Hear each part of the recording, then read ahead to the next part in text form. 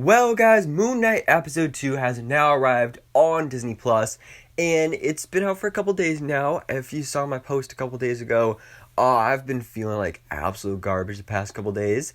So I didn't even watch the episode until today. But I loved it. So I'm just warning you ahead of time that my voice, it's super messed up, in case you couldn't already tell. But we're still going to talk about this episode because I love this show, and we need to talk about it because this really was an amazing episode. Because Moon Knight Episode 2, titled Summon the Suit, is way better than Episode 1. Because Episode 1, I liked it, I enjoyed it, but at the same time, nothing really huge happened there. There wasn't really anything exciting in Episode 1. That was this is my most hyped up and most anticipated MCU project of 2022. And while Episode 1 didn't disappoint me, it didn't really give me anything huge to get excited about. But this episode, Episode 2, was amazing.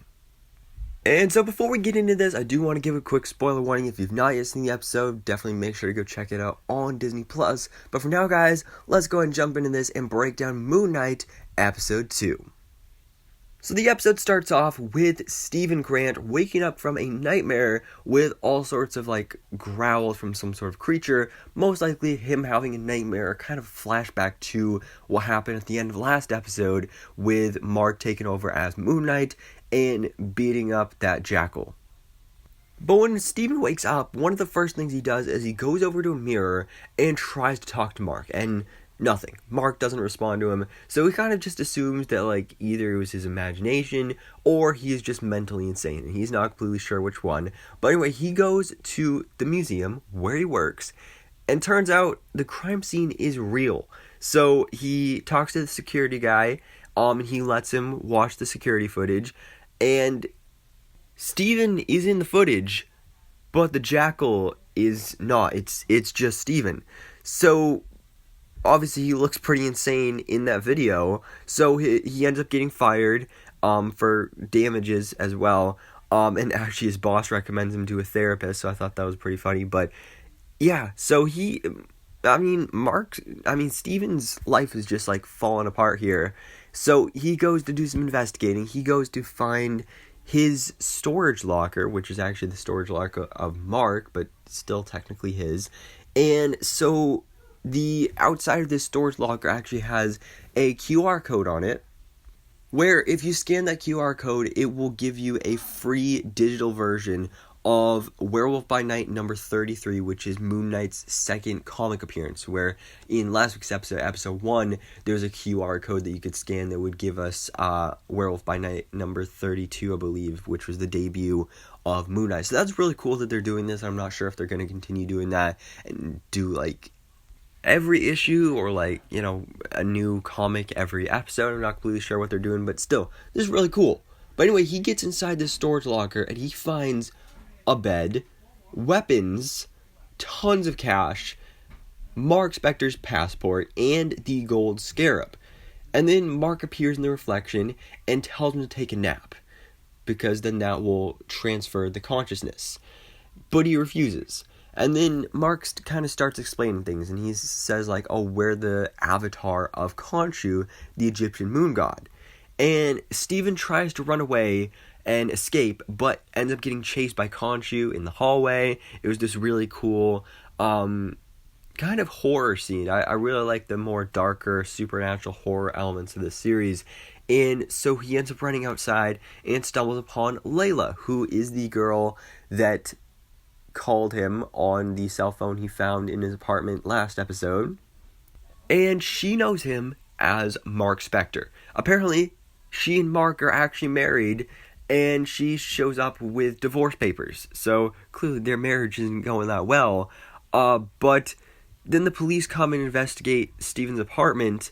So she kind of escapes with the scarab.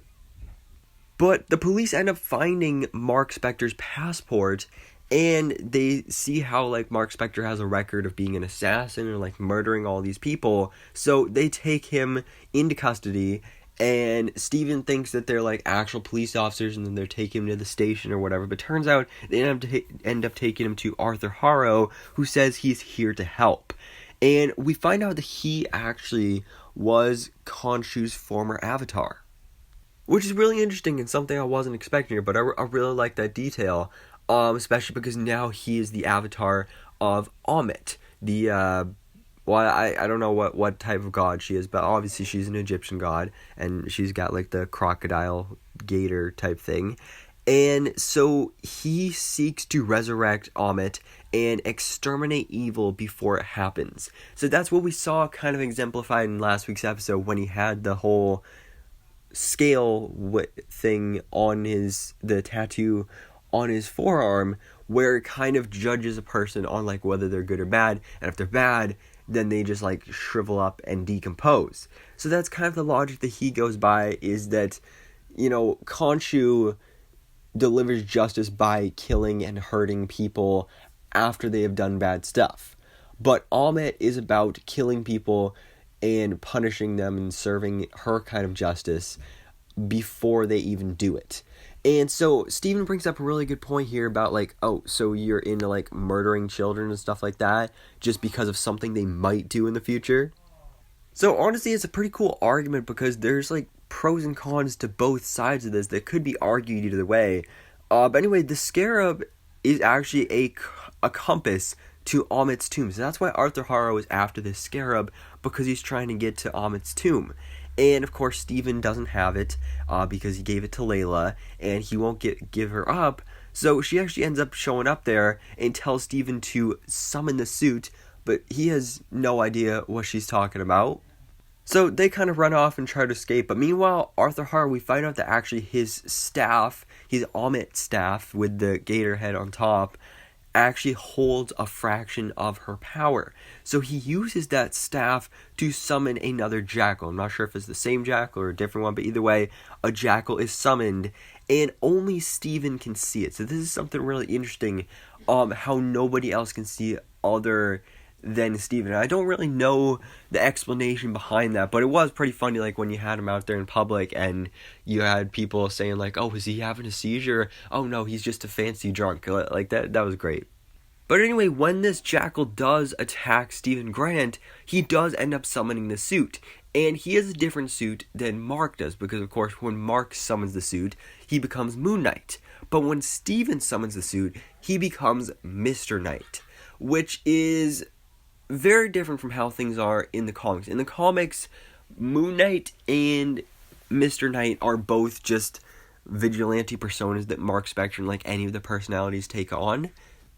So I find it interesting that in this version of the character, that each persona has their own different suit, which I think is pretty cool. It makes me interested, like, if we do end up seeing other personas, whether in this season of Moon Knight or a future season or a movie or whatever, at some point down the road in the MCU, what other costumes and suits would those other personas have? That's something I'd really be interested to see.